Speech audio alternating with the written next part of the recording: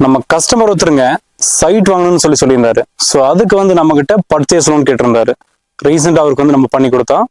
அதுல ஒரு நிறைய ப்ராப்ளம்ஸ் நடந்ததுங்க. எப்படின்னு தெரியுமா? என் சைடும் பிரச்சனை கிடையாது, பேங்க் சைடும் பிரச்சனை கிடையாது, கஸ்டமர் சைடும் பிரச்சனை கிடையாது. அந்த சைட்டை வித்தாரு பாருங்க ப்ரொமோட்டர், அவரு சைடு தாங்க ஏகப்பட்ட பிரச்சனை.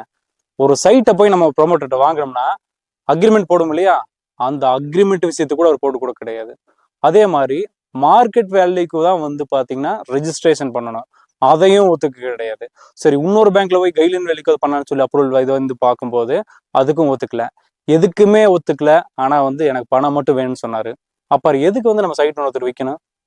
அவங்களே பணம் இல்லாம லோன் போட்டு வாங்கலாங்கிற நிலைமைக்கு வந்து தான் வாங்குறாங்க. கடைசியில எதுவுமே ஒத்து வராதனால அவங்க லைஃப்ல ஃபர்ஸ்ட் டைம் வாங்குறாங்க. அதுக்கு வந்து நமக்கு ஹெல்ப் பண்ணணும். கடைசியில என்ன ஆச்சு தெரியுமா? அவங்களோட தாலி கொடியை வந்து வச்சு மீதி பணத்தை வந்து நம்ம ரெடி பண்ணோம். அவர் மட்டும் அந்த ப்ரொமோட்டர் மட்டும் சப்போர்ட் பண்ணியிருந்தா நம்ம அவருக்கு